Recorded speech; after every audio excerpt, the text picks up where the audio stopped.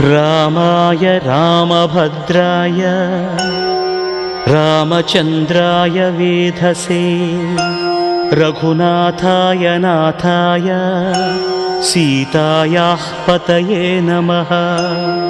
श्रीराम राम रघुनन्दन राम राम श्रीराम राम भरताग्रज राम राम श्रीराम राम रणकर्कश राम राम श्रीराम राम शरणं भव राम राम।